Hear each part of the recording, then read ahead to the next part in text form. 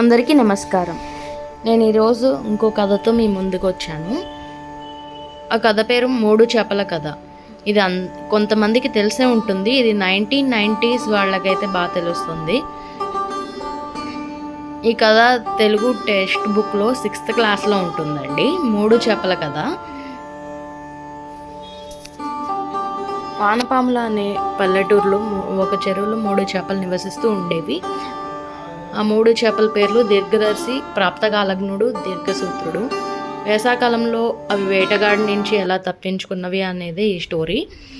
దీర్ఘదర్శి, ప్రాప్తకాలజ్ఞుడు, దీర్ఘసూత్రుడు ఇలా మాట్లాడుకుంటే అండి, దీర్ఘదర్శి ముందు చూపుతూ వేసవికాలం వస్తుంది, వేటగాడు మనల్ని పట్టుకుంటాడు అని దీర్ఘదర్శి అంటుంది.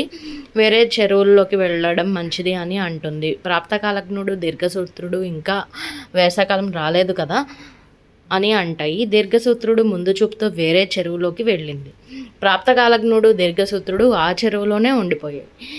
వేటగాడు వచ్చినప్పుడు ప్రాప్తకాలజ్ఞుడు ఇలా ఆలోచించింది. వలని కొరికి తప్పించుకుంది. దీర్ఘసూత్రుడు ఏం చేయాలో తెలియక వేటగాడికి దొరికిపోయాడు. ఆ దీర్ఘసూత్రుడు చనిపోయింది తెలివి లేక. సో మన జీవితంలో కూడా దీర్ఘదర్శిలాగా ఎప్పుడు ముందు చూపులో ఉంటే సక్సెస్ అనేది ఎప్పుడు మనకి ఉంటుంది. ఈ స్టోరీ కనుక నచ్చినట్లయితే, ఈ స్టోరీలో మనకు తెలిసింది ఏంటి అంటే ఎప్పుడు కూడా ముందు చూపుతో ఆలోచించాలని.